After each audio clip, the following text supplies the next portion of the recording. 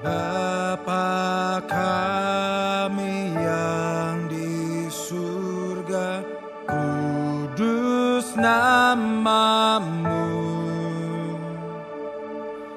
datanglah kerajaanmu, jadi hendakmu.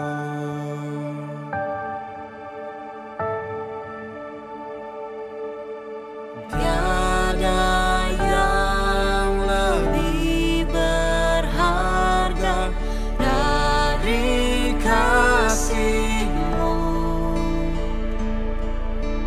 kekuasaan, kemuliaan, semua milik-Mu.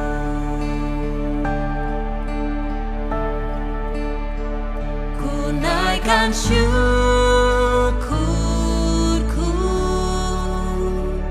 ku angkat tanganku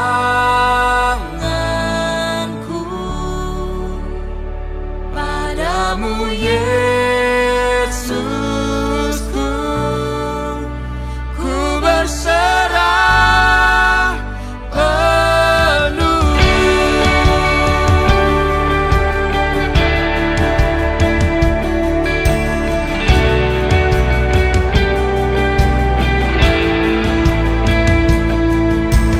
Tiada yang lebih berharga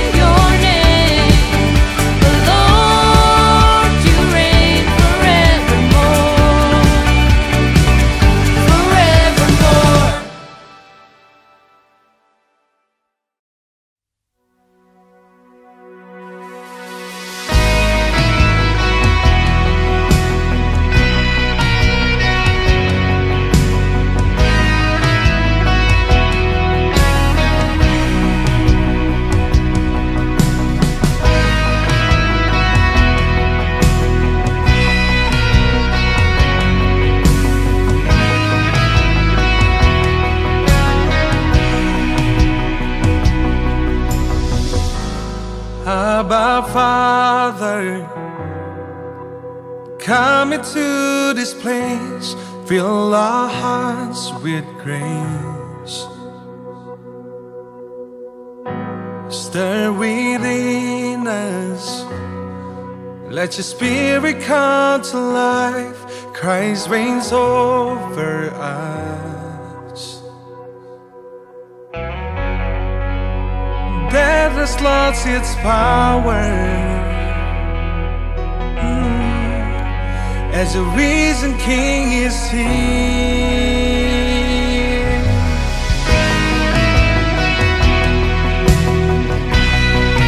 Oh, you are here, God.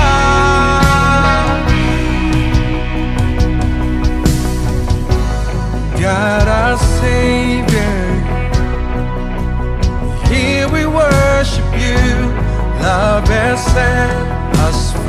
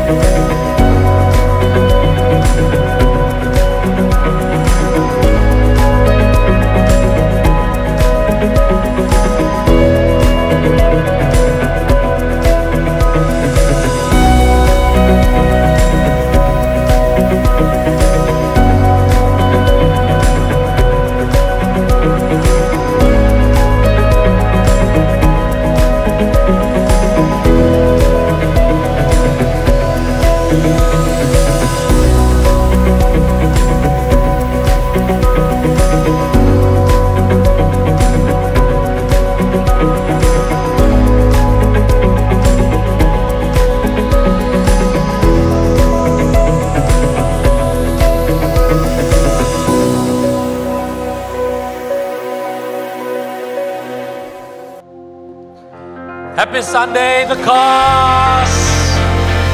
It's good to see you virtually this Sunday. I hope you're having so much fun in this long weekend. No matter where you are, no matter how are you feeling, we believe that God is good, and we're just going to praise Him this morning. We're just going to lift His name up high. I hope you guys are ready, wherever that you are, whether you're in your PJs, in your t-shirt, in your kitchen, or in your bedroom, in your bathroom. Come on. Let's just praise God in this place. All right, let's go. Come on, church. Let's sing it out. Come on.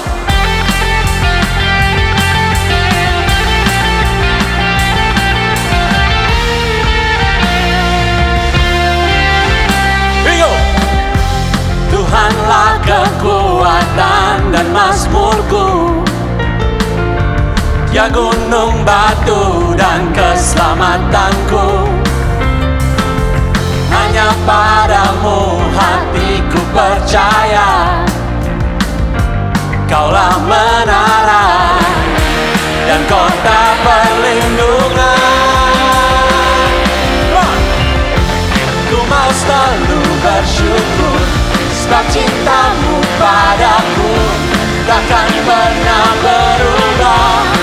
Hatiku percaya, walau bumi bergoncang, gunung-gunung beranjak, namun kasih setiamu tak pergi dariku.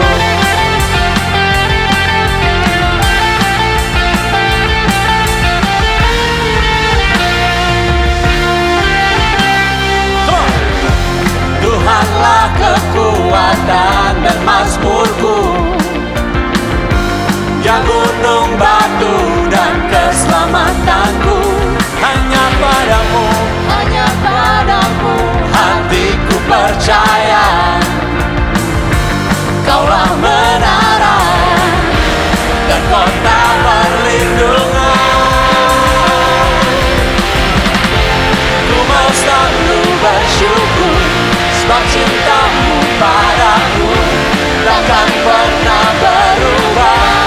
Hatiku percaya, walau bumi bergoncang, gunung-gunung beranjak, namun kasih setiamu tak pergi dariku.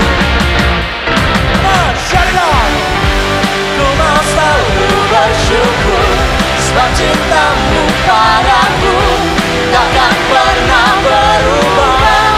Hatiku percaya, walau bumi bergoncang, gunung-gunung beranjak, namun kasih setiamu tak pergi dariku. Kasih setiamu tak pergi dariku. Kasih setiamu tak pergi dariku.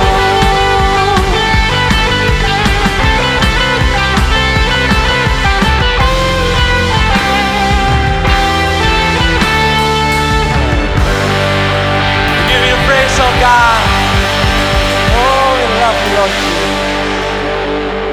Thank you, Lord. Oh, He's good, and He's good all the time. He's good.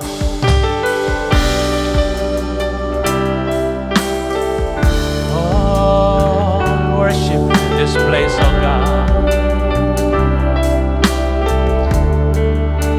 Sing it out. Masuk hadirmu, ku mau pandang wajahmu. Tiada yang melebihi kasihmu, Yesus. Dengan darahmu Kau telah tebus dosaku. Aku sembah Kau dalam kemuliaan, terpujilah namamu, dan kami menyembah di bait-Mu. sujud berlutut di tatamu. Kami naikkan syukur bagi Raja yang mulia, Yesus ku sembahkan.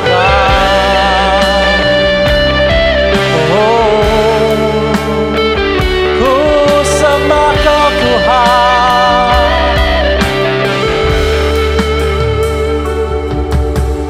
Masuk hadir-Mu, ku mau pandang wajah-Mu. Tiada yang melebihi kasih-Mu, Yesus. Dengan darah-Mu Kau telah tebus dosaku. Aku sembah Kau dalam kemuliaan, terpujilah nama-Mu. Let's lift our hands, church. Come on. Kami menyembah di bait-Mu, sujud berlutut di tatamu. Kami naikkan syukur bagi Raja yang mulia, Yesus ku sembahkan. Kami menyembah di bait-Mu, sujud berlutut di tatamu.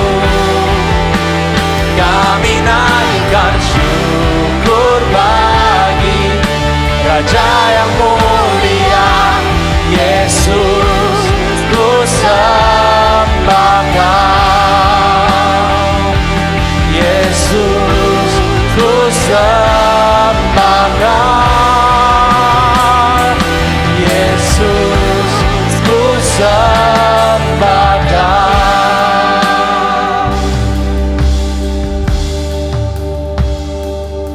Ku sembah Kau Tuhan. Oh, let's worship Him. Wherever that you are, let's worship Him. He is worthy to be praised. Oh, you are good to us, Lord. You are good to us, Lord.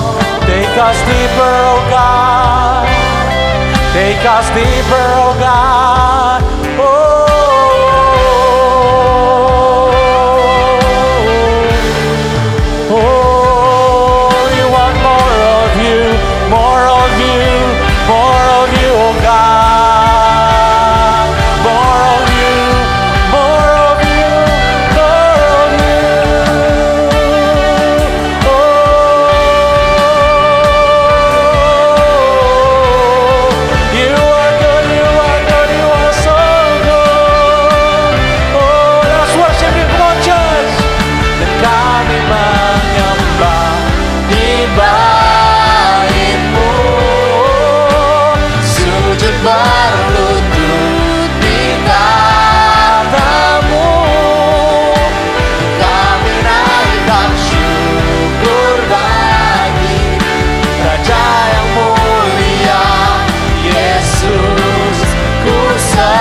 Sing it one more time, come on. Kami menyembah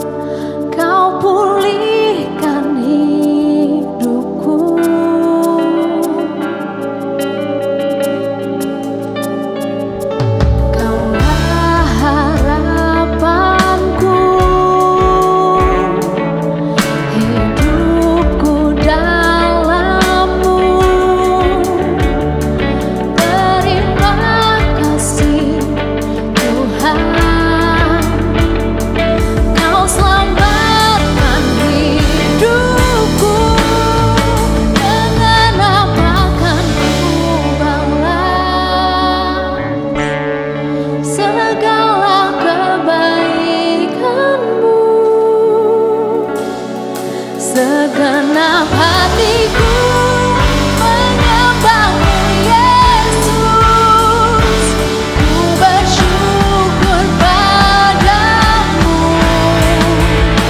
selamanya.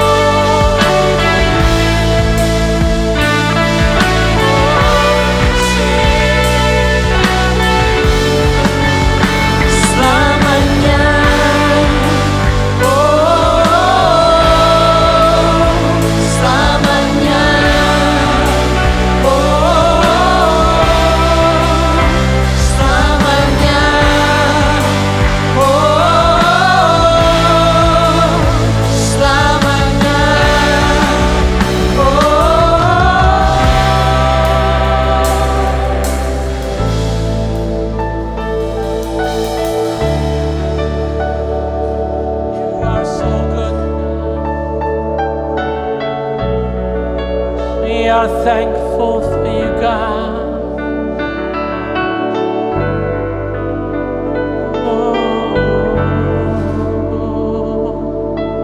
We love you, Jesus. Come on, church, sing it out. Dengan apa kan ku balas segala kebaikanmu? Segenap hatiku menyembahmu Yesus, ku bersyukur padamu. Kemanapun kan ku balas segala kebaikanmu. Segenap hatiku menyembahmu Yesus.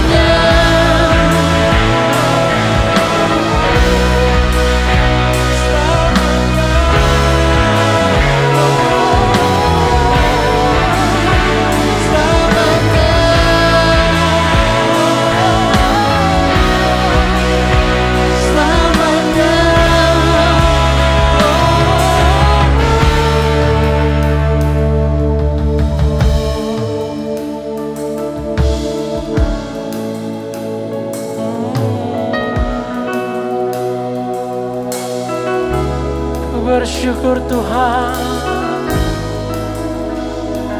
sebab Engkau baik, Kau sungguh baik. Oh, sebab Engkau baik, oh Kau sangat baik. Oh church, declare today, Kau sungguh baik. Oh, Kau sangat baik. Oh, Kau sungguh baik. Oh, Kau sangat baik. Oh, You are that You are. Oh, You are all that we need. You are all that I want. You are all that we need, oh God. Oh, You're the name above all names. You're the name above all names, Jesus. Oh, You are so good. You are so good. We worship You, Lord. We worship You, Lord, in this place. Oh,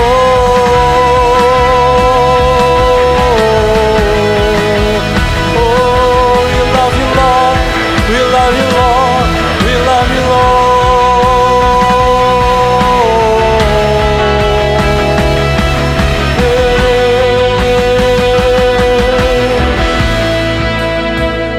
Yes, Lord. You are here in this place. You are here in this time. I believe no matter where we are, no matter what time it is, You are here. You are here, oh God. Oh church, He is longing for You. He is longing for You. Open your heart, open your heart. Oh, He's knocking at your door and say, can I come in? Oh church, He wants you. He wants you. He wants to be in your life, church. Oh, no matter where you are right now in your life, God wants to be a part of your life.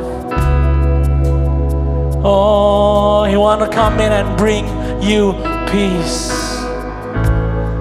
Oh, in the midst of it all, in the midst of it all, oh, He'll bring you peace, He'll bring you peace, He'll bring you peace. Oh, oh, surely the goodness of God will follow you forever. Oh, Jesus, we love You. Church, He loves you so much. He loves you so much. No matter where you are right now, no matter what the world is telling you right now, no matter what you feel right now. I know some of you probably feeling down. I know some of you probably feeling sad, feeling depressed. But you know what, church? He still loves you. We love You, Lord Jesus. Oh, we worship You, we worship You, Lord. Oh,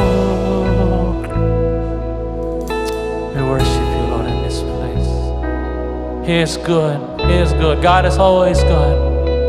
No matter what your circumstances are, no matter where you are right now, He is always good.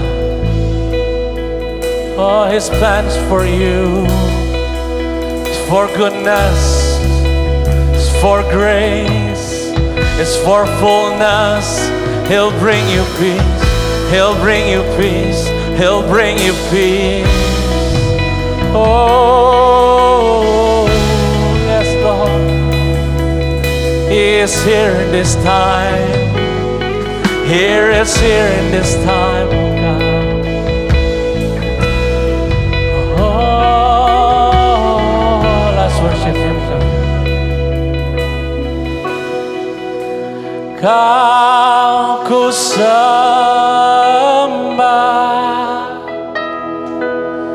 Kau ku sembah,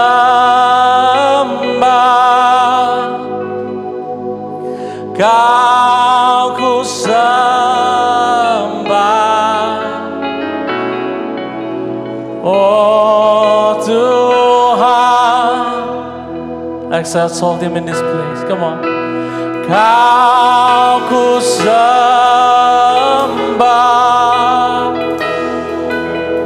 Kau ku sembah,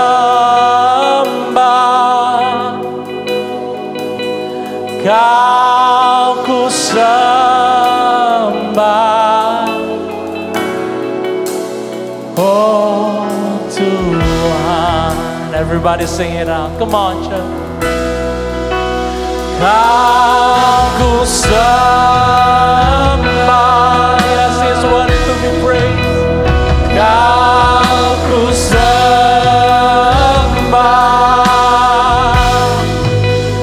Kau ku sembah,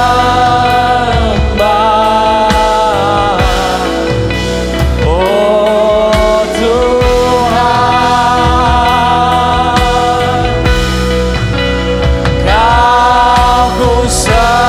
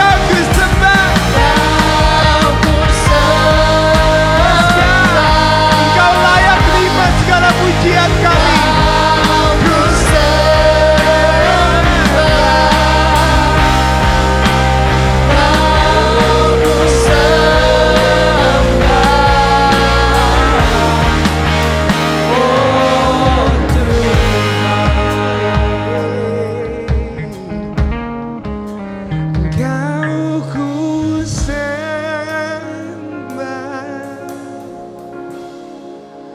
oh Tuhan. Tuhan, Daud berkata, Tuhan, Engkaulah kekuatan dan perisai kami. Kami berdoa Tuhan, di tengah waktu yang begitu gelap seperti sekarang ini Tuhan, di mana teman kami harus berjuang melawan kesakitan, melawan kehilangan pekerjaan Tuhan, melawan kehilangan damai sejahtera Tuhan. Kami berdoa Tuhan, di mana setiap tempat yang kami lihat adalah gelap dan sakit Tuhan, kami berdoa Tuhan, sinar-Mu yang kuat, sinar-Mu yang tidak akan terkalahkan Tuhan, itu menjadi terang yang kuat Tuhan. Bapa, masalah kami berat dan nyata Tuhan. Virus ini Tuhan berat dan nyata Tuhan. Krisis ekonomi ini berat dan nyata Tuhan.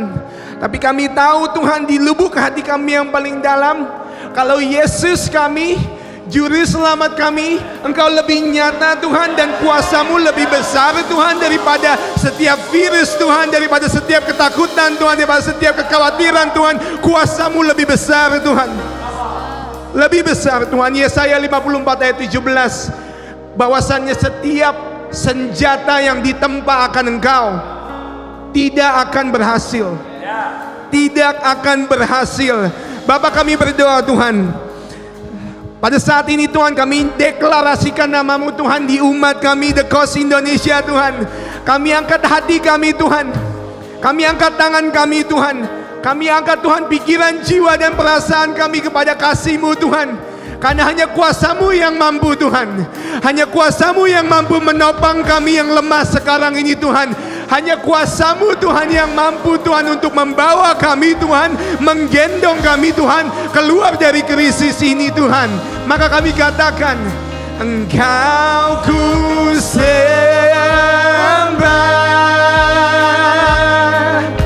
Engkau ku sembah,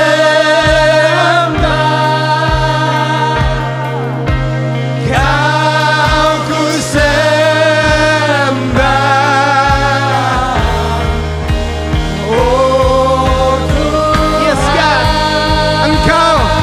Sembah Yesus, Kau ku sembah,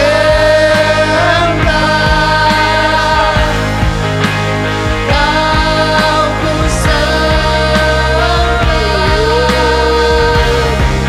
Engkau ku sembah.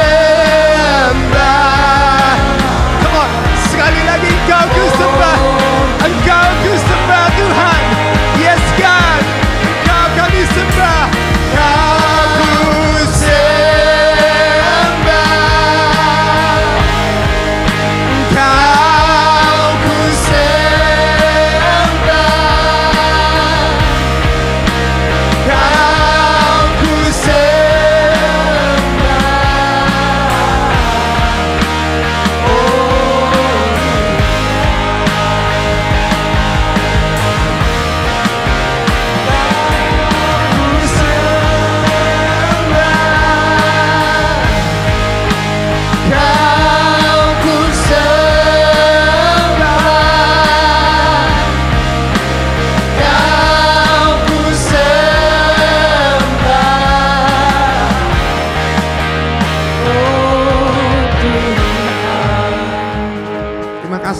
Terima kasih Bapak, terima kasih Tuhan. Kami berdoa ada pengharapan yang baru Tuhan, ada pengharapan yang lebih kuat daripada maut Tuhan. Siang hari ini atau malam hari ini Tuhan, ada kuasa-Mu Tuhan, kasih-Mu Tuhan yang lebih kuat Tuhan daripada setiap kekhawatiran kami, daripada setiap ketakutan kami Tuhan, daripada setiap frustasi kami atau depresi kami Tuhan.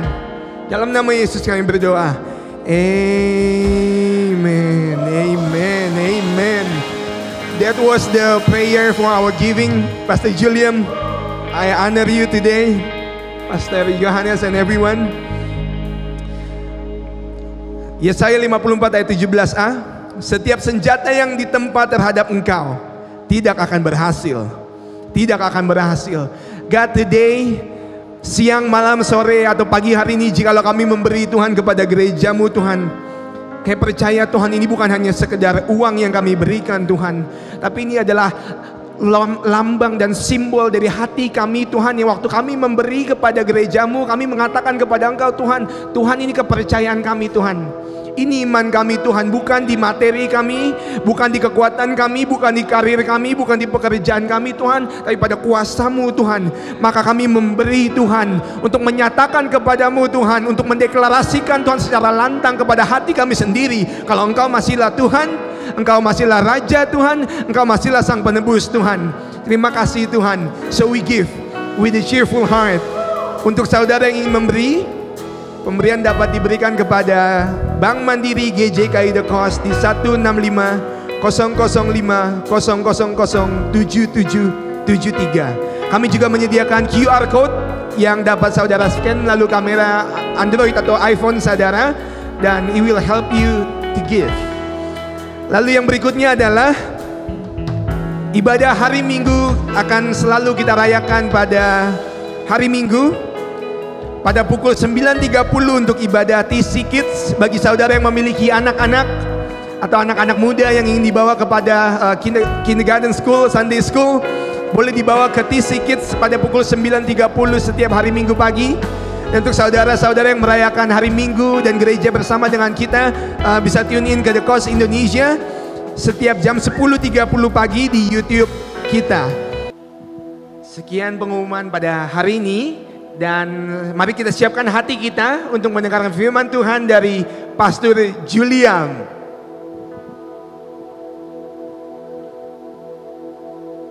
How good was the worship just now?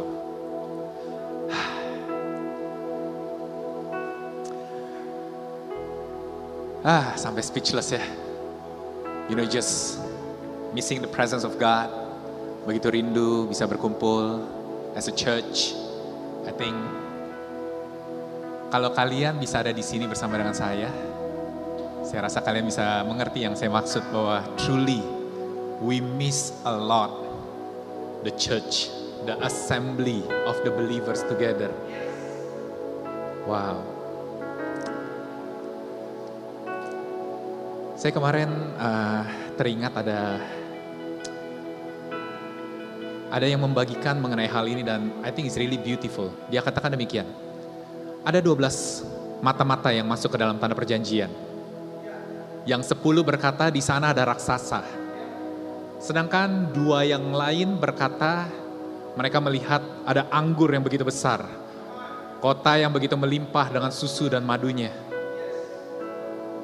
Tahukah saudara bahwa dua-dua yang dikatakan ini walaupun perspektifnya berbeda, tapi dua-dua ini adalah realita.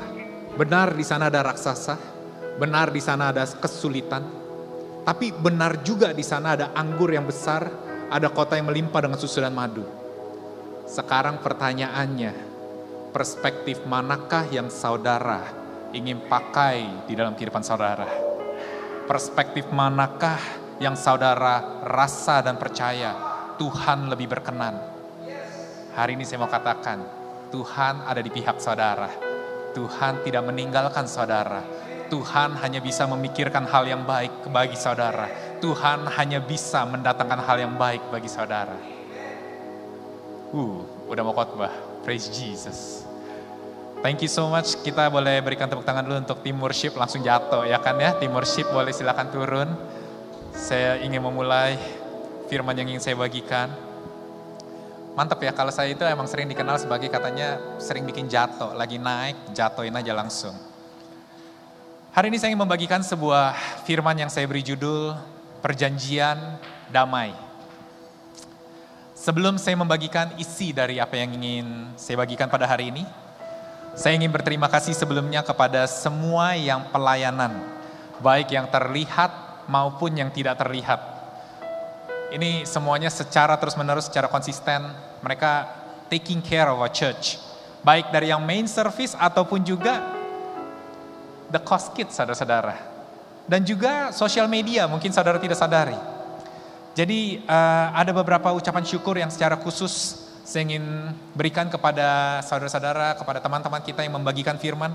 Seperti Pastor Yohanes, Ko Ishak, Josh Dave, Minggu lalu Kristi, siapa yang diberkati minggu lalu?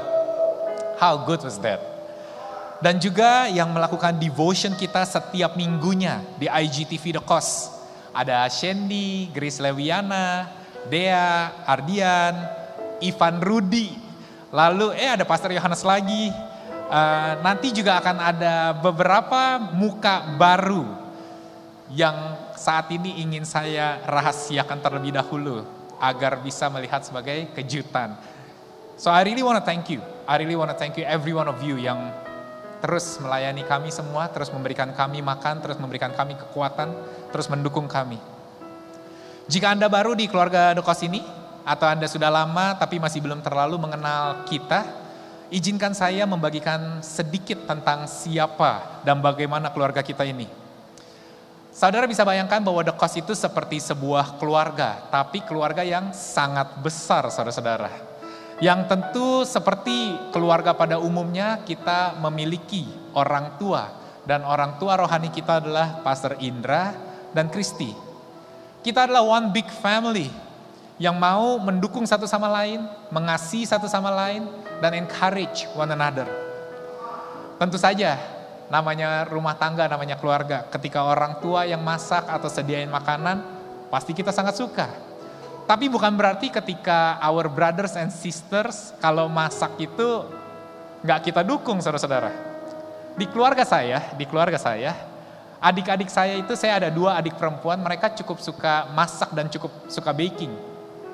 Nah, yang satu adik saya, dua-duanya perempuan, yang satu yang pertama, dia bukan cuma suka baking, tapi dia suka masak juga. Jadi kadang masakannya bisa seperti rawon gitu kan ya, tapi bisa juga ke arah siomay, nastar, udah mulai lapar belum saudara-saudara?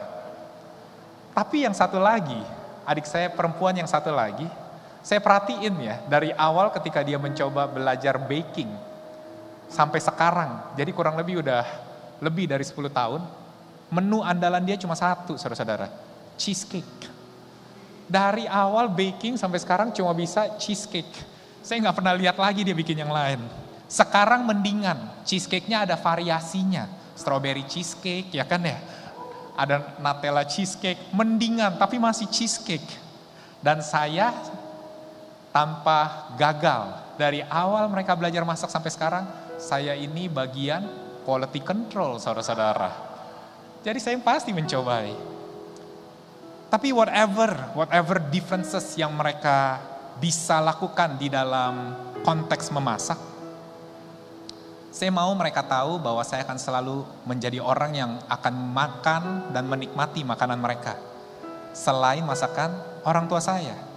Saya mau mereka tahu bahwa kalau misalnya ada orang-orang di luar sana yang berkata mereka tidak mau makan, mereka tidak menikmati makanan adik saya mau mereka tahu they have a big brother.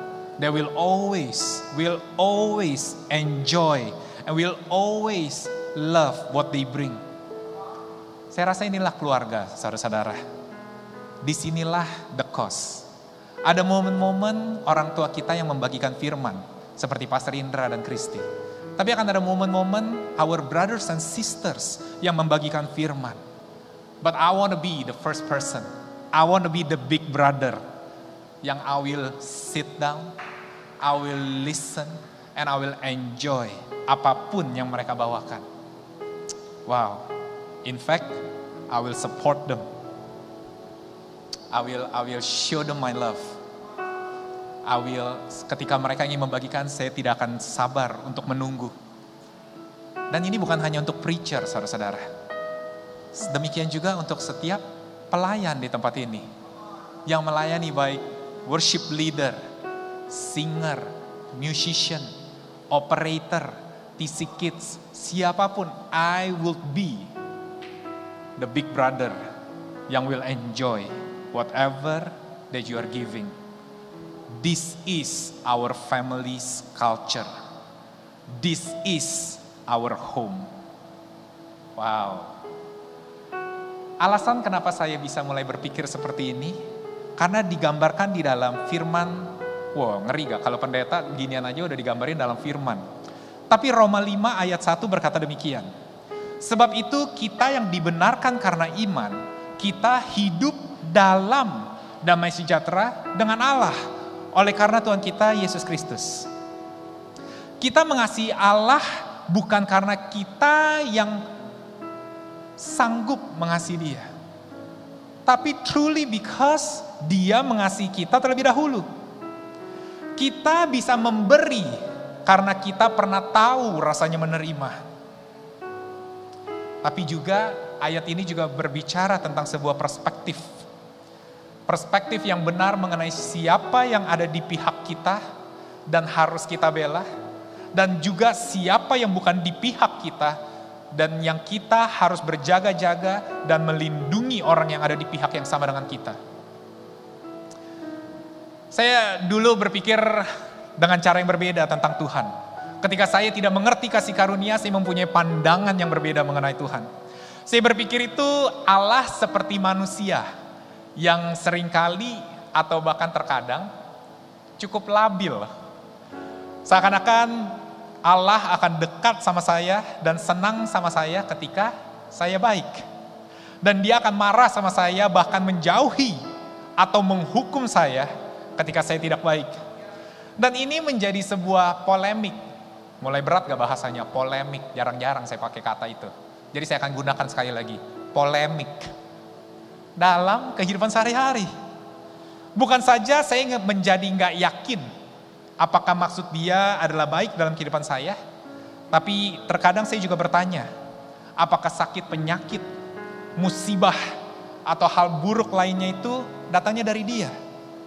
Karena saya berbuat salah, dan saya merasa Dia sedang ingin menghukum saya. Lebih parahnya saudara-saudara, bahkan itu membawa saya menjadi tidak yakin, apakah nantinya saya akan masuk surga atau tidak. Hari ini saya mau katakan bahwa kita sudah hidup dalam damai sejahtera dengan Allah. Bahwa kita telah didamaikan oleh pengorbanan Yesus di atas kayu salib. Kita ada di pihak yang sama dengan Bapa.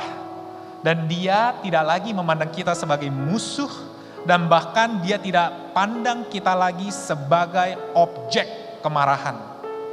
Dia pandang saudara dan saya sebagai seorang anak. Semua ini terjadi karena kita percaya kepada Yesus yang telah mati sebagai ganti atas dosa-dosa dan penghukuman kita. Jadi hari ini jika saudara sudah percaya kepada Yesus, maka saya percaya bahwa Anda ada di dalam Kristus dan Dia memanggil saudara sebagai anak dan bukan musuh. Hal buruk yang saat ini saudara sedang alami, hal buruk yang saat ini sedang terjadi di dalam kehidupan saudara, COVID-19 ini, itu sudah pasti datangnya bukan dari Tuhan. Turunnya omset dalam usaha, bisnis yang harus tutup, mungkin juga susah mencari kerja, saya mau katakan itu bukan datangnya dari Tuhan. Kenapa saya bisa berkata demikian? Karena di Yesaya 54 dikatakan demikian. Keadaan ini bagiku seperti pada zaman Nuh. Seperti aku telah bersumpah kepadanya bahwa air bah tidak akan meliputi bumi lagi. Demikianlah aku telah bersumpah bahwa aku tidak akan murka terhadap engkau dan tidak akan menghardik engkau lagi. Sebab biarpun gunung-gunung beranjak dan bukit-bukit bergoyang, tetapi kasih setiaku tidak akan beranjak daripadamu dan perjanjian damaiku tidak akan bergoyang. Firman Tuhan yang mengasihani engkau. Perjanjian damaiku tidak akan bergoyang. Yesaya 54 itu ditulis setelah Yesaya 53. Wow, brilliant. Yesaya 53 itu menceritakan tentang Yesus, saudara-saudara. The suffering servant. Semua ini berubah, perjanjian damai ini bisa ditegakkan karena adanya Yesus. Yesus yang telah membayar ganjaran untuk kita mendapatkan damai sejahtera. Semuanya berubah karena Yesus. Dan tahun ini tema gereja kita adalah Shalom. Dan Shalom berbicara mengenai banyak hal. Jika saudara ingin tahu Shalom berbicara tentang apa saja, saudara bisa dengarkan kembali khotbah Pastor Indra di awal tahun untuk tema tahun ini. Dan yang luar biasanya saudara-saudara, kematian Yesus yang merubah semua ini. Yang membuat kita bisa menikmati ada perjanjian damai yang tidak tergoyahkan dengan Bapa kita. Roma 5 ayat 8 berkata, akan tetapi Allah menunjukkan kasih-Nya kepada kita oleh karena Kristus telah mati untuk kita ketika kita masih berdosa. Dan inilah yang menjadi kekuatan di dalam kehidupan saya. Bukan karena kesempurnaan saya, bukan karena perbuatan baik saya, bukan ketika saya pantas ataupun layak. You know, I'm supporting you, I'm advising you, I'm encouraging you untuk melakukan perbuatan baik. Saya nggak ada masalah dengan itu semua. But to be honest, seringkali we are very hard on ourselves. Kita begitu keras terhadap diri kita.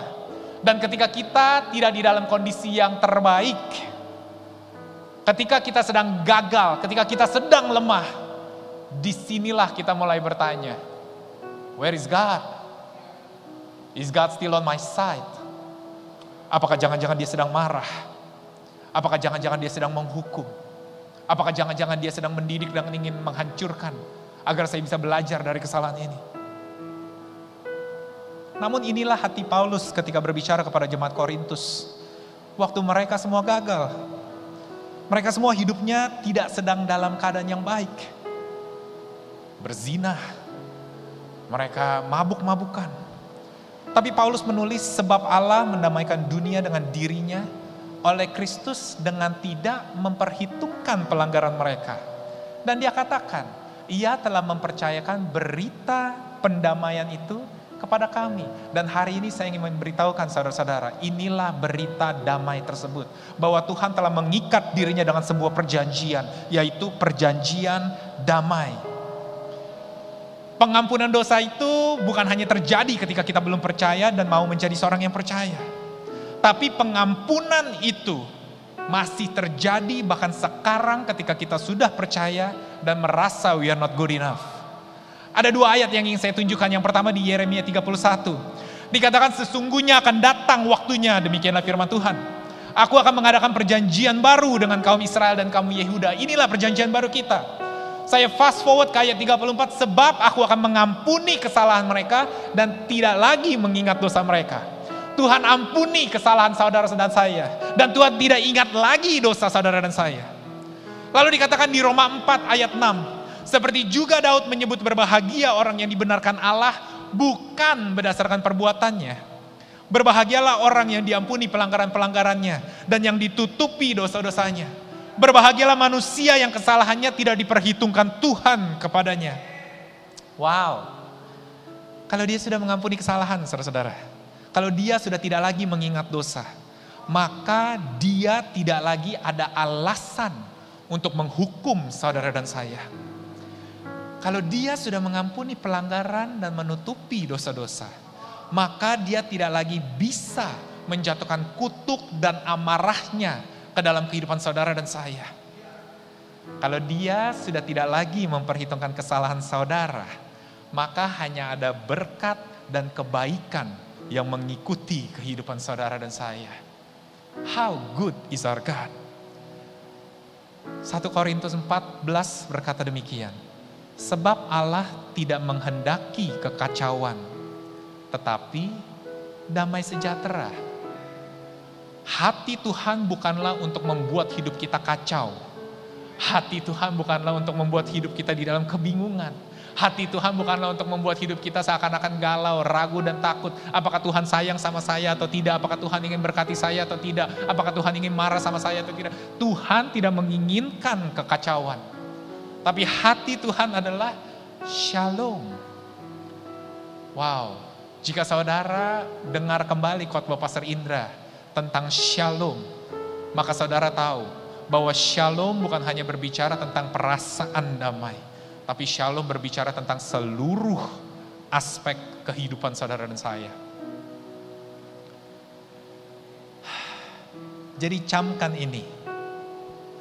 The chaos that you're facing in your life doesn't come from God. Segala kekacauan, segala kebingungan, segala kesulitan yang saudara sedang hadapi saat ini, itu datangnya bukan dari Tuhan. Dan jika Tuhan itu nyata, maka musuh dari Tuhan pun nyata, saudara-saudara. Sebagaimana jika terang itu ada, maka saya mau katakan gelap pun juga ada. Jadi sekarang kita tahu bahwa yang membawa kekacauan, yang membawa dan yang mencuri, merampok damai sejahtera saudara, itu adalah musuh dari Tuhan. Sisi dari surga ini, sisi lain dari surga. Di sebelah sini, ini masih adalah dunia yang terjatuh, saudara-saudara. Tapi puji Tuhan, segala kemuliaan bagi Dia. Semuanya sudah dibayar. Dan kita dengan iman kita adalah warga negara surga, saudara-saudara. Kita hidup dengan sebuah keyakinan. As He is, so are we in this world. Kita hidup dengan sebuah assurance that it will be done on earth as it is in heaven. Ketika ada musuh dan ketika ada peperangan, saudara-saudara mesti lihat di perjanjian lama. Setiap kali ada peperangan, ada juga jarahan dari peperangan. Ketika musuh kita sedang melawan kita dan mengacaukan kehidupan kita, ketika musuh kita sedang membangkitkan peperangan di dalam kehidupan kita, saudara mesti ingat, when God is on your side, then the battle belongs to the Lord. Dan ketika peperangan itu dimenangkan, kita akan mengambil jarahan-jarahan yang sisa dari peperangan tersebut, saudara-saudara. Maka itu jangan kaget ketika Anda sedang menghadapi kesulitan saat ini, ketika Anda sedang masuk ke dalam peperangan saat ini, Anda akan keluar bukan hanya lebih baik, tapi lebih kaya, saudara-saudara. Engkau akan keluar lebih melimpah dari sebelumnya, saudara-saudara. Jadi jangan takut dengan peperangan yang saudara hadapi. Jangan Anda bertanya, Tuhan di mana? Segala, God is on your side. Face the battle. Have that conviction bahwa engkau will come out stronger, you will come out better, you will come out healthier, you will come out richer, you will come out stronger. Karena ada jarahan dari perang tersebut, saudara-saudara. Sebab peace is not the absence of conflict, but peace is the presence of Christ. Saya ulang sekali lagi. Damai sejahtera bukanlah ditentukan dari ada atau tidaknya konflik, saudara-saudara. Tapi damai sejahtera itu didatangkan dari kehadiran Kristus di kehidupan saudara dan saya. Saudara mungkin sedang menghadapi begitu banyak tantangan dan konflik, tapi itu bukanlah variabel yang menentukan untuk saudara memiliki atau tidak memiliki damai sejahtera. Angka di buku tabungan, jumlah aset, atau seberapa banyaknya makanan di lumbung saudara bukanlah jaminan untuk damai sejahtera saudara. Level pendidikan atau kejadian masa lalumu bukanlah faktor utama yang menentukan damai sejahtera untuk masa depanmu. For peace is not the absence of conflict, but is the presence of Christ. Nggak masuk akal, saudara-saudara?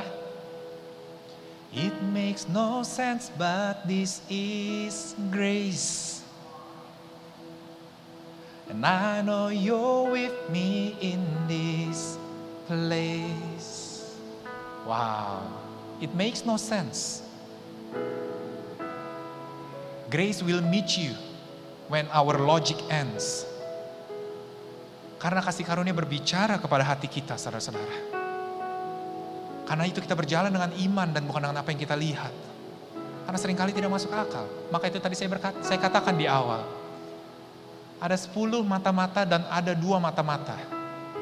Dua-duanya melihat dan dua-duanya melihat hal yang sama. Dua-duanya adalah sebuah realita. Tapi dua-duanya seakan-akan mempunyai polar yang bertolak belakang. Yang manakah yang ingin saudara hidupi di dalam kehidupan saudara? It makes no sense. It makes no sense. But this is grace. This is our Jesus Christ. Sebab itu Ibrani 4 berkata, marilah kita dengan penuh keberanian menghampiri tahta kasih karunia. Atau bahasa Inggrisnya, come boldly unto the throne of grace. Kenapa? Supaya kita menerima rahmat dan menemukan kasih karunia untuk mendapat pertolongan kita pada waktunya. Saudara dan saya sama-sama tahu jawaban dari setiap permasalahan kita. Sebagai orang percaya kita tahu dan kita sadar dan kita sudah diingatkan berkali-kali. Jawaban sesungguhnya dari kesulitan yang kita hadapi ada di Yesus, saudara-saudara.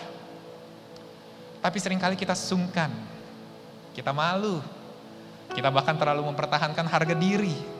Kita merasa nggak pantas, tidak layak, merasa terlalu kotor, terlalu bersalah, banyak dosa, terlalu pemarah, terlalu banyak coreng. And the greatest thing is, Tuhan tahu saudara-saudara. Tuhan tahu setiap alasan kenapa saudara tidak berani untuk datang ke Dia. Tuhan tahu kenapa setiap alasan kau malu untuk datang ke Dia. Maka itu Dia berikan Yesus untuk mengosongkan jalan tersebut, saudara-saudara. Untuk menyingkirkan segala obstacles tersebut, saudara-saudara. Segala rintangan dan hambatan itu Dia singkirkan semuanya. Sebab jalan ini kelihatan tidak mungkin bagi kita untuk bisa datang ke hadirat Dia. But then He came down. He stooped down. Dia berlutut. Dia datang. He gave His life. Lalu Dia berkata, Come. Come. Come boldly. Sebab aku melihatmu sama putihnya seperti salju. Aku melihatmu indah, tidak bercacat, tidak bercelah. Aku melihatmu sempurna. Dan Bapa lakukan ini sebab Dia lihat Yesus di dalam kehidupan saudara dan saya. Dan di sini, di tahta kasih karunia-Nya, saudara akan menemukan kasih karunia dan rahmat atau kemurahan hati. Yaitu inilah jawaban untuk setiap permasalahan yang saudara hadapi. How good is our God? Roma 2 berkata, maukah engkau menganggap sepi kekayaan kemurahannya, kesabarannya dan kelapangan hatinya? Tidakkah engkau tahu bahwa maksud kemurahan Allah ialah menuntut engkau kepada pertobatan? 2 Petrus 3 seakan-akan memberi sebuah emphasis sekali lagi. Tuhan tidak lalai menepati janjinya. Sekalipun ada orang yang menganggapnya sebagai kelalaian. Seringkali kita berpikir, mana Tuhan janjimu? Kenapa masih belum terjadi? Kita berpikir Tuhan pasti lupa nih. Tuhan lalai, Tuhan gagal. Tapi dikatakan Tuhan tidak lalai menepati janjinya. Walaupun kita mungkin mempunyai perspektif yang salah, mempunyai pemikiran yang salah, mempunyai asumsi yang salah. Dia katakan Dia tidak pernah lalai. Dia tidak pernah gagal menepati janjinya. Lalu dilanjutkan, tetapi Ia sabar terhadap kamu. Karena Ia mengkehendaki supaya jangan ada yang binasa. Melainkan supaya semua orang berbalik dan bertobat. 2 ayat ini mempunyai sebuah perkataan yang sama, yaitu agar saudara berbalik. Kesabaran Dia hanya untuk menuntun saudara kepada pertobatan. Jika saya boleh menggunakan sebuah kata sederhana untuk menggambarkan bertobat itu sebenarnya artinya adalah to come home. Come home. Datang ke tahta kasih karunia. Datang ke rumah Bapa. Seringkali mungkin kita kabur dari rumah karena marah, karena emosi. Dan karena our pride, kita gak mau pulang seringkali. Baik ini bisa terlihat dengan orang tua kita, atau pernikahan kita, atau bahkan mungkin juga dengan anak-anak kita. Kita gak mau bilang maaf, kita gak mau pulang, karena kita merasa kita masih di dalam sebuah peperangan. Tapi hari ini, come home, come home. Mungkin saudara berpikir, Aba sedang datang untuk menghukum saudara. Tapi itu bukanlah yang dikatakan firman Tuhan. Dikatakan di Yohanes 3 ayat 17, bahwa Yesus datang untuk menyelamatkan dan bukan untuk menghukum. Yesus come. Wow, Yesus come, keren gak tuh? Jesus comes to save. Inilah bukan hati Bapa untuk menghukum. Ada 2 cerita di dalam Alkitab yang saya paling suka. Yang pertama adalah Metusalah. Saudara bisa lihat Ayah dari Metusala adalah namanya Henokh. Henokh, jika saudara pernah dengar, dia adalah orang pertama yang diangkat Tuhan dalam keadaan hidup. Dia dekat dengan Tuhan dan dia berjalan lalu dia diangkat oleh Tuhan. Tapi jika saudara baca mengenai cerita tentang Henokh di kitab Yudas, Perjanjian Baru sebelum kitab Wahyu, Tuhan berkata kepada Henokh bahwa begitu kejinya kehidupan orang-orang di sekitar Henokh dan Tuhan ingin menghancurkan bumi ini. Lalu Tuhan katakan, jika anakmu mati, maka dunia ini akan saya lenyapkan. Maka itu nama Metusalah, anaknya dari Henokh, artinya adalah ketika aku mati, it will come, the judgment will come. Lalu kita berpikir, wah tuh lihat kan, Tuhan ingin sekali menghukum, Tuhan benci sekali dengan kekejian. Betul saudara, tapi tahukah saudara bahwa Metusalah tercatat di dalam firman Tuhan sebagai orang yang umurnya paling panjang saudara-saudara. Bahkan melebihi Adam. Umurnya sampai 969 tahun. Seakan-akan Tuhan tidak ingin menjatuhkan hukumannya. Seakan-akan Tuhan panjang sabar dan bermurah hati agar setiap orang tidak binasa. Tahukah saudara ketika Metusalah mati? Benar-benar mati di usia 969. Metusalah itu jadi Henokh, Metusalah, anaknya Metusalah adalah Lamekh, anaknya Lamekh adalah Nuh, saudara-saudara. Ketika Metusalah mati, air bah itu pun turun selama 40 hari 40 malam. Tuhan masih sabar. Buktinya apa? Ketika Nuh membuat bahtera tersebut, Tuhan bilang, panggil orang-orang untuk masuk. Tapi gak ada yang mau masuk, saudara-saudara. Gak ada yang mau masuk. Walaupun Tuhan sudah menunggu 969 tahun. Tetap tidak mau masuk, saudara-saudara. Hati Bapa bukan untuk menghancurkan. Hati Bapa untuk melindungi dan memberkati. Contoh yang kedua adalah bangsa Israel, saudara-saudara. Jika saudara melihat bangsa Israel masih ada di zaman ini, itu sungguh hanya karena kemurahan hati Bapa. Bahwa mereka adalah bangsa pilihan dari Tuhan. Bahwa Tuhan menginginkan bangsa Israel untuk semuanya masuk kembali ke rumah Bapa. Maka itu walaupun begitu banyak peperangan, begitu banyak musuh, Tuhan pelihara kehidupan bangsa Israel. Hari ini saudara-saudara, saya percaya Tuhan sudah memelihara kehidupan saudara dan saya. Jika saudara masih hidup saat ini dan masih bisa menonton saya di YouTube ini, maka saudara masih ada di dalam pikiran dan rencana Tuhan, saudara-saudara. Masih ada hal baik yang ingin Dia datangkan dalam kehidupan saudara. Maka itu ubahlah pandangan saudara. Come to the Father.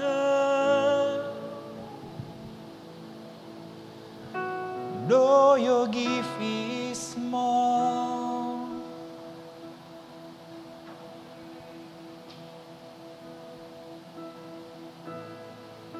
Broken hearts, broken lives, He will take them all. The power of the Word, the power of His blood. Everything was done so you would come. Tuhan melakukan segalanya agar saudara bisa datang. Saya belum selesai saudara-saudara, tapi saya mau pakai momen ini. Saya mau ambil momen ini hanya untuk mendoakan saudara. Jika saudara sedang jauh, saudara sedang takut, I want you to come home. Come home. Baik jika saudara adalah orang yang belum percaya, ataupun orang yang sudah percaya tapi sekarang kayaknya muak mendengar Tuhan. I want you to come home. Let me pray a little bit for you. Bapak, aku berdoa Tuhan. Biarlah ada sebuah keberanian di dalam hati mereka yang boleh dibangkitkan. Tahu bahwa peperangan itu sudah selesai, bahwa ada damai sejahtera, bahwa Engkau sudah mendamaikan kita karena Yesus Tuhan. Biarlah mereka boleh pulang, boleh come to the throne boldly Tuhan. In Jesus' mighty name, come home. Amen. Mungkin ada beberapa sebagian dari saudara yang sedang baik-baik saja keadaannya. Dan Anda merasa firman hari ini gak relevan sama sekali dalam kehidupanmu. Sebab engkau sedang berada di dalam good terms. Situasi yang baik dengan Daddy God, dengan Abba. And I'm happy for you. Really, I'm happy for you. Tapi saya berdoa, jika ketika nanti situasi tiba-tiba berbalik 180 derajat. Ketika saudara mulai bingung lagi. Ketika saudara mulai takut lagi. Ketika saudara mulai mempertanyakan lagi. Ketika saudara mulai lemah lagi. Ketika saudara mulai gagal lagi. Saya berdoa biar saudara bisa ingat firman ini. Bahwa Tuhan sudah memberikan sebuah perjanjian damai di hadapan kehidupan saudara. Ketika saudara merasa bahwa engkau tidak pantas, unworthy, undeserved. Saya mau saudara ingat, Abba loves you. Dan dia tidak akan melakukan hal buruk di dalam kehidupan saudara. Saya ingin menunjukkan satu ayat lagi di Roma 5. Jika saudara terutama sedang berada di dalam good terms. Lebih-lebih karena kita sekarang telah dibenarkan oleh darahnya. Kita pasti akan diselamatkan dari murka Allah. Sebab jikalau kita ketika masih seteru, ketika kita masih musuh, ketika kita masih menjadi pihak lawan, diperdamaikan dengan Allah oleh kematian anaknya, lebih-lebih kita yang sekarang telah diperdamaikan, pasti akan diselamatkan hidupnya. Wow, oleh kehidupan Yesus.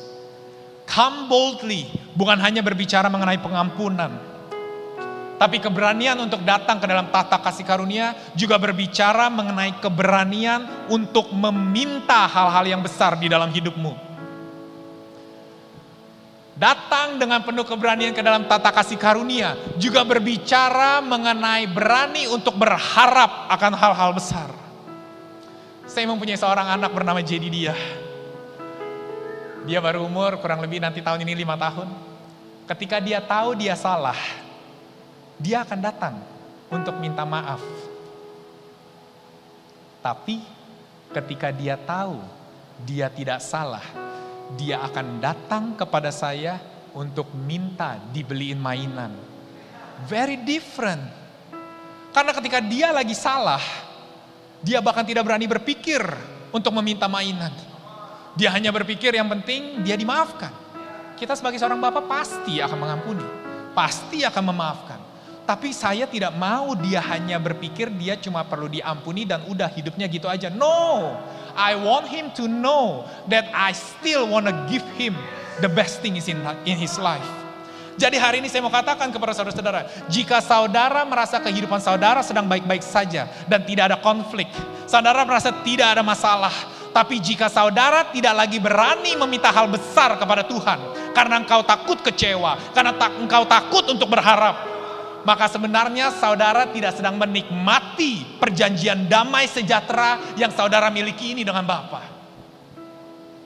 Karena perjanjian damai sejahtera ini memberikan kita sebuah keberanian untuk meminta, untuk berharap. Because we know His heart is for us and His heart is not against us. Saya mau kehidupan saudara untuk menghidupi the much more life. Kehidupan yang berkelimpahan, saudara-saudara. Berani meminta, berani berharap. Saya akan tutup dengan 2 cerita ini. Yang pertama saya ingin tunjukkan sebuah gambar. Ini adalah sebuah gambar tentang seorang pendeta di Korea. Biar gambar ini stay dulu. Jika saudara lihat di sebelah, kalau di layar saudara, di sebelah kanan saudara, dia sedang memberikan seorang anak yang sudah cukup dewasa.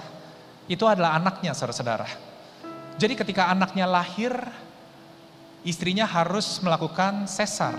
Dan ketika anaknya keluar, dokternya tarik keluar anaknya, ternyata di muka anaknya, di wajah anaknya ada sebuah benjolan besar. Pastor ini, si bapak ini bertanya kepada Tuhan, Tuhan, kenapa engkau memberikan seorang anak yang tidak sehat? Tapi Tuhan jawab dia segera.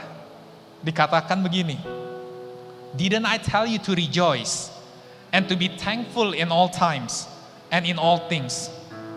Don't you know that I am the God who works through all things? Wow. Bapa meyakinkan bahwa aku bekerja dalam segala hal. Dan dia pun menjadi yakin. Lalu mereka dipisahkan, bayi itu dipisahkan. Sebab mereka harus mengoperasi bayi tersebut. Dia nggak bisa bagi berita ini kepada istrinya. Jadi istrinya baru tahu seminggu kemudian, saudara-saudara. Ketika istrinya tahu tentang kejadian itu, istrinya nangis. Pertamanya anaknya cuma ada benjolan doang. Jadi cuma perlu dioperasi. Jadi nggak terlalu parah. Tetapi ketika di bulan keempat, tiba-tiba anak ini terkena sebuah infeksi. Waktu dia dibawa ke rumah sakit, anak ini mulai mengalami kesulitan di dalam bernafas.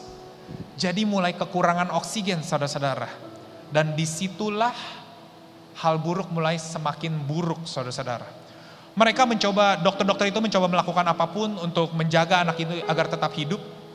Tapi saudara, apakah yang terjadi? Anak itu akhirnya menjadi lumpuh karena ketika dia kekurangan oksigen, fungsi dari otak-otaknya mulai terganggu.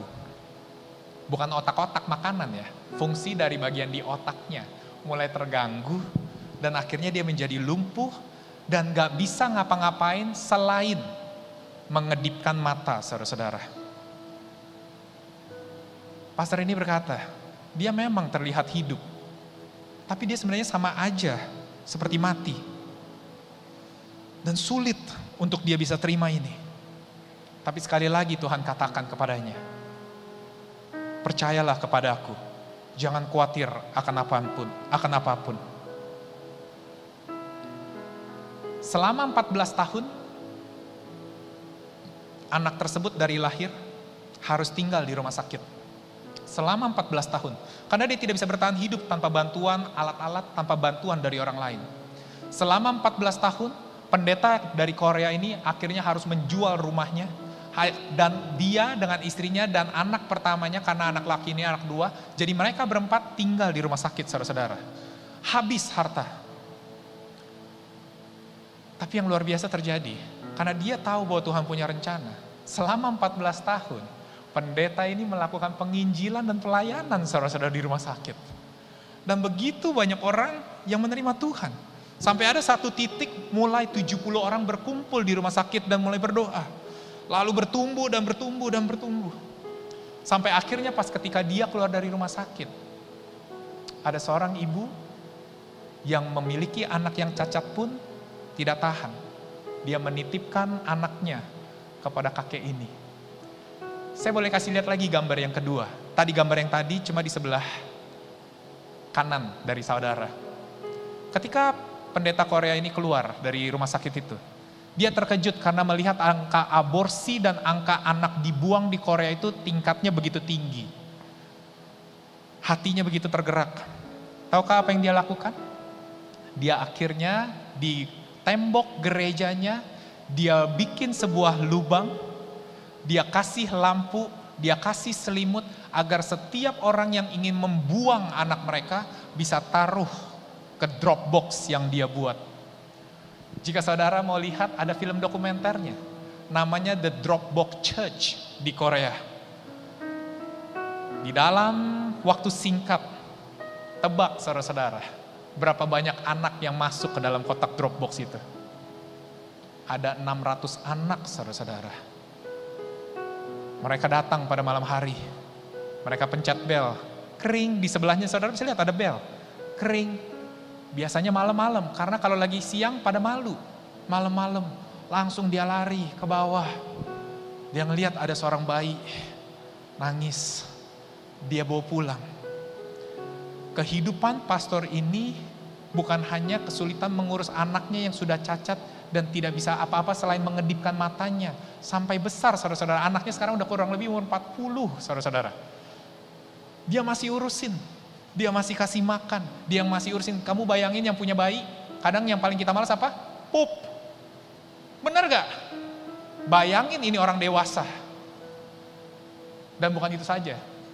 Dia bahkan sekarang mulai urus anak-anak, jadi dia kerjasama dengan panti asuhan. Jadi dari 600 anak itu, ada yang akhirnya bisa diadopsi, ada yang bisa diterima di panti asuhan, tapi juga ada yang tidak diinginkan.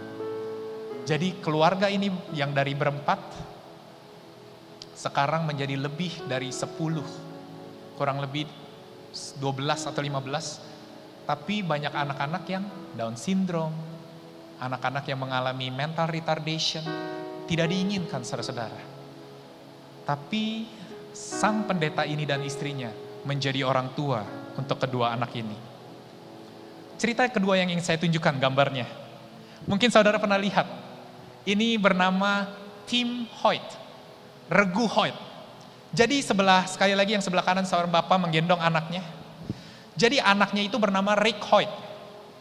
Rick waktu ketika dia lahir, dia didiagnosa dengan cerebral palsy. Jadi ada sebuah kelumpuhan, ada sebuah cacat di dalam otaknya. Sebab dia punya placenta umbilical cord, itu terlilit di lehernya waktu dia lahir.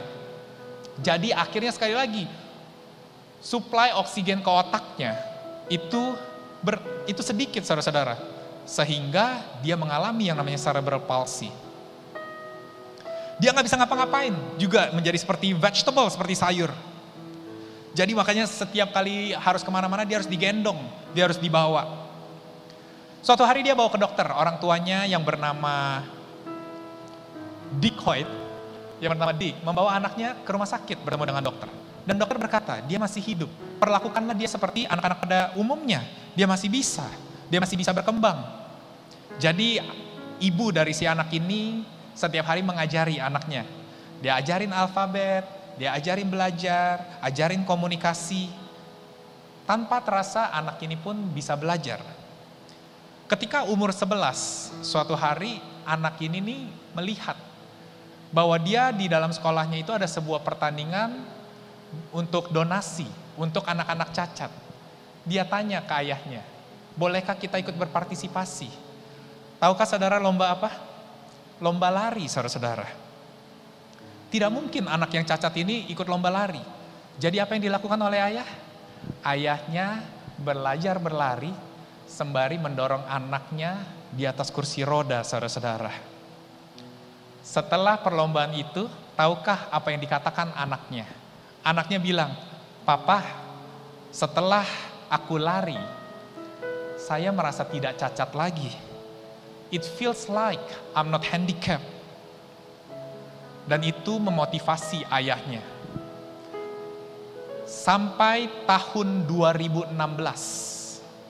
Jadi ketika ayahnya kurang lebih itu 44 tahun sejak anak itu lahir. Jadi anaknya umur 40 tahun sampai umur 2016. Mereka berdua, saya mau kasih tahu ini saudara-saudara, mereka berdua yang disebut sebagai Tim Hoyt, mereka telah menyelesaikan 1130 endurance events. Di dalamnya itu adalah 72 maraton, full maraton, dan 6 Ironman triathlons. Mereka melakukan Boston Marathon 32 kali. Kalau saudara cari Tim Hoyt Boston Marathon, they are a legend.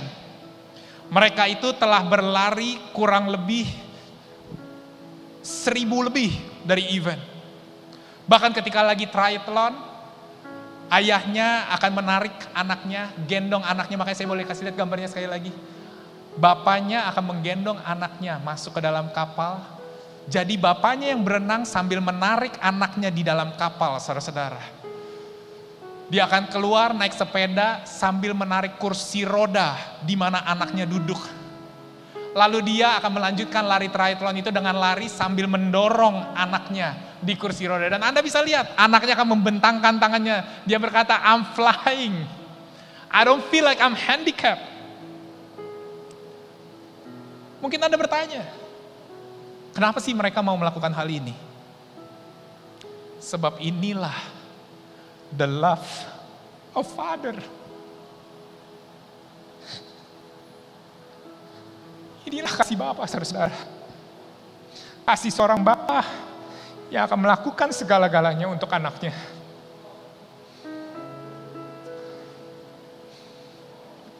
Ketika anaknya merasa tidak mampu, ketika anaknya merasa tidak layak, ketika anaknya merasa tidak sanggup, inilah kasih Bapa. Maka itulah Dia mengadakan sebuah perjanjian damai dengan saudara dan saya. Saya akan tutup dengan sebuah cerita anak terhilang. Bapaknya begitu mengasihi kedua anaknya. Yang pertama ketika dia kabur dari rumah. Dia jauh lari dari rumah. Bapaknya mengampuni, dirangkul kembali. Tapi ada anak kedua yang terhilang. Yaitu anak sulung itu. Yang bertanya, kenapa engkau menyembelih lembu tambun ini bagi dia tapi engkau tidak pernah mengadakan pesta bagiku? Itulah yang ingin saya katakan bagi saudara-saudara. Seringkali perjanjian damai Anda berpikir bukan hanya konflik, Anda berpikir ya sudah kehidupan baik-baik saja.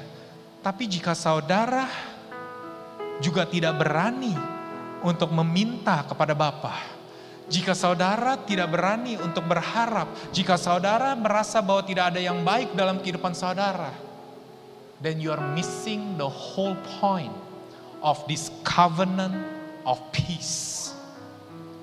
Inilah janji damai. Inilah kasih Bapa bagi saudara dan saya.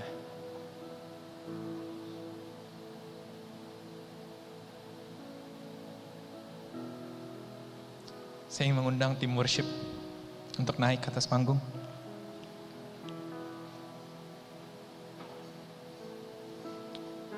Izinkan saya untuk berdoa bagi saudara. Jika ini yang saudara rasakan. Jika Anda merasa,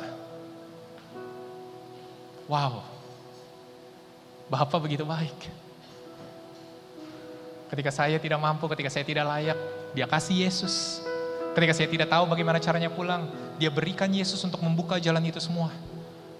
Agar kita hanya perlu bilang, saya percaya. Dan Abba will carry you through.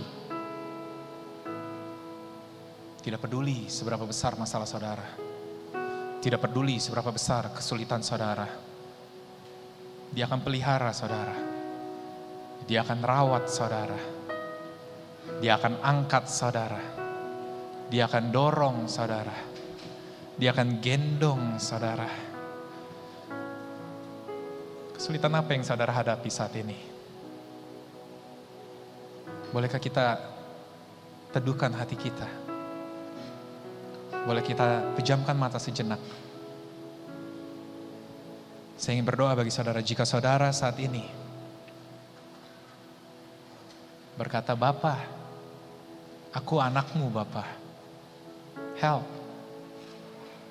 It is more than enough untuk Abba melakukan pekerjaannya yang ajaib. Ketika engkau tidak tahu apa yang mesti kau lakukan, and you say, Jesus, it is more than enough for Abba to carry you, to lift you up, to take care of you. Ketika engkau berkata, gimana caranya keluar dari permasalahan ini? Keuangan saya, hutang saya, udah bingung gimana caranya. Ketakutan. Dan say, Abba, Bapak akan berlari, saudara-saudara. Bapak akan bergerak. Bahkan ketika saudara merasa saudara tidak melihat, Dia terus bekerja.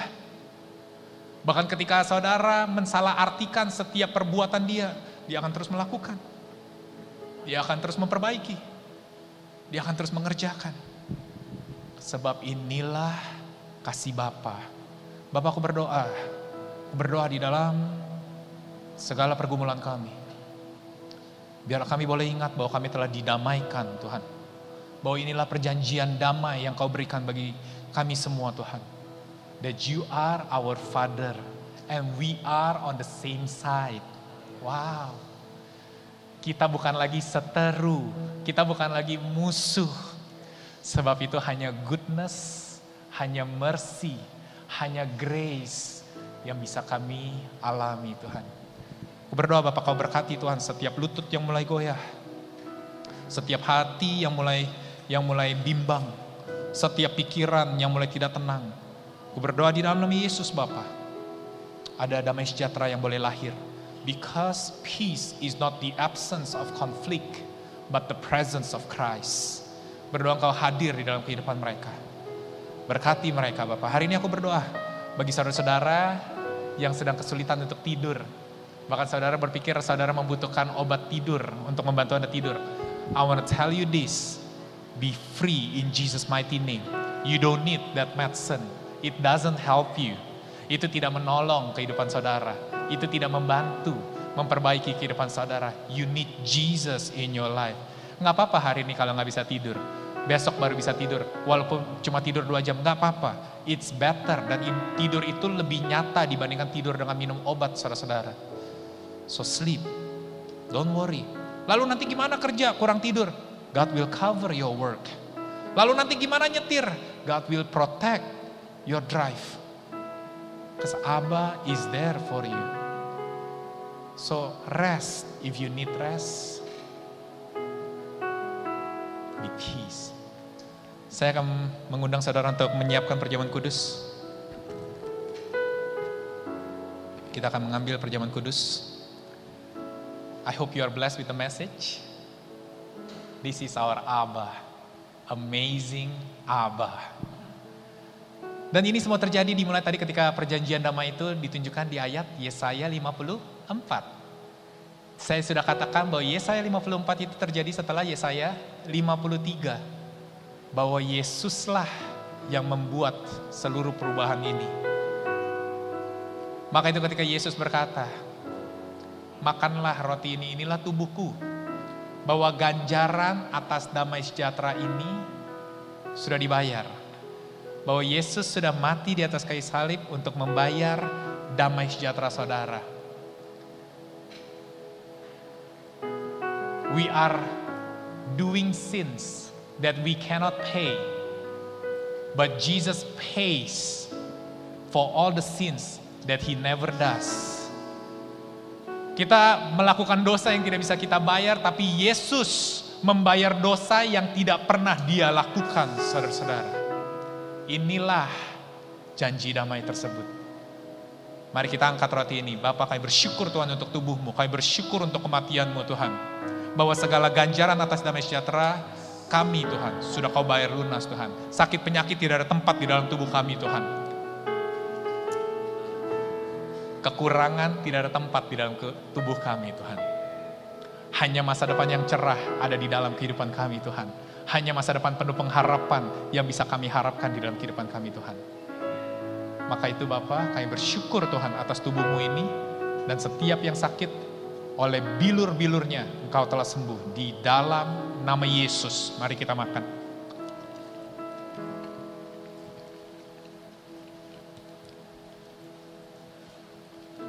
Dan anggur ini berbicara tentang darah, saudara-saudara. Inilah kasih Bapa. Tidak ada kasih yang lebih besar dari seorang yang memberikan nyawanya bagi sahabat-sahabatnya. There is no greater love. Dan dikatakan di Roma 5, bahwa Tuhan memberikan nyawanya bahkan ketika kita masih berdosa. That's how much He love you, saudara-saudara. He love you so much. Kalau Dia yang telah mengaruniakan anaknya yang tunggal, yang begitu dikasihinya, bagaimana mungkin Dia tidak memberikan segala sesuatu bagi kita secara cuma-cuma, freely. So it's not because whether you do right or do wrong, but because He loves you, full stop.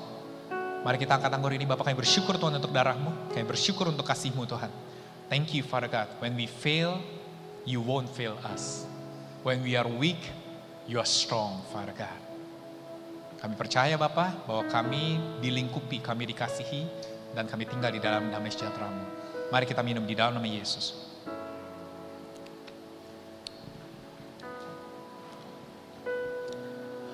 Bapa, saat ini juga Tuhan, saya boleh minta ininya dibawa turun, pulpitnya. Bapak, kami berdoa Tuhan hari ini Tuhan, bahwa Engkau ingin memberkati setiap dari kami Tuhan. Bahwa pikiran-Mu akan kami hanya bisa untuk mendatangkan damai sejahtera. Hanya untuk mendatangkan kebaikan Tuhan.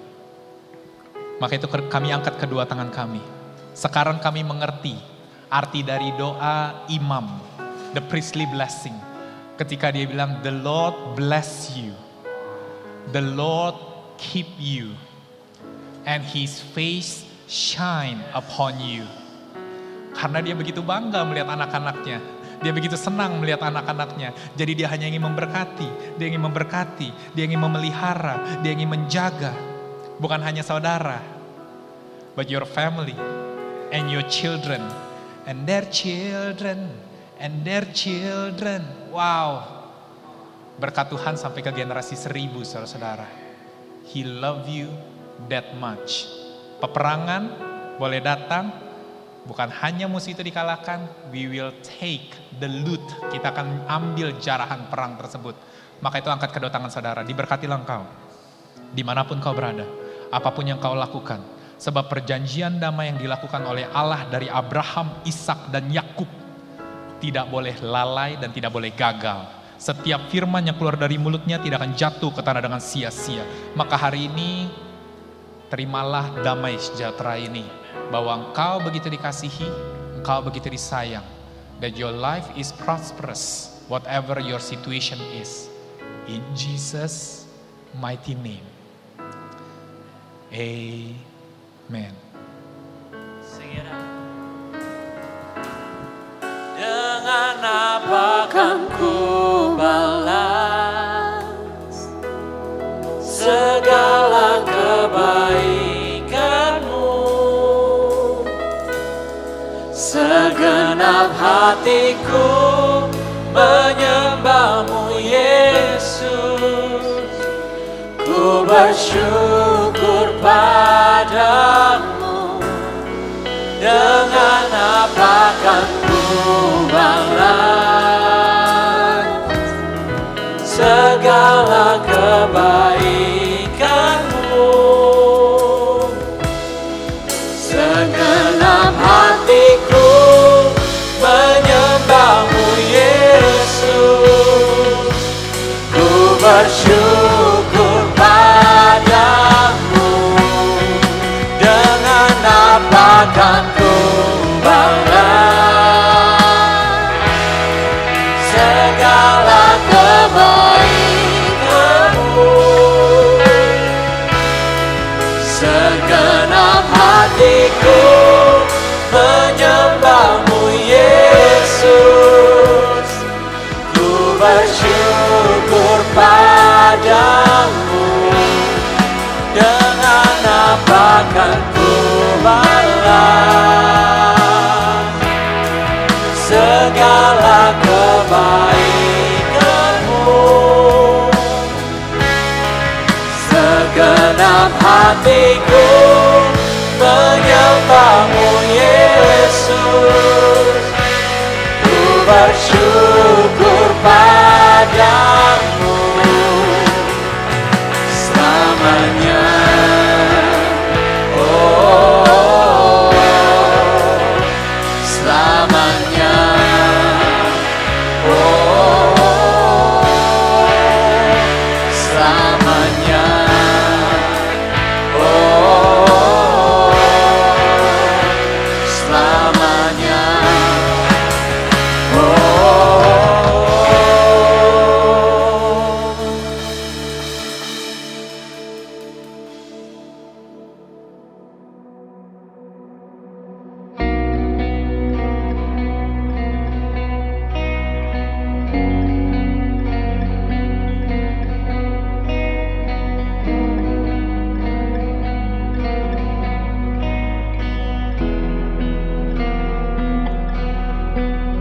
Pengharapanku hanya dalam Kristus, kekuatanku dalam hadirat-Mu. Yesus, ku berserah, Kaulah setiap nafasku hidup. Ku tahu, ku percaya padamu, Yesus. You are my constant, Jesus my constant. You never change, you never fail. My hope is in Christ alone, Jesus, Jesus. Kaulah bagian terindah bagiku, takkan ku goyah, aman dalam tanganmu. Yesus, ku berserah, Kaulah setiap nafasku hidup. Ku tahu, ku percaya padamu, Yesus.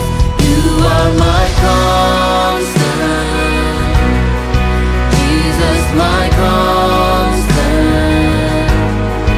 You never change, you never fail. My hope is in Christ alone. You are my constant, Jesus my constant. You never change, you never fail. My hope is in Christ alone, Jesus, Jesus.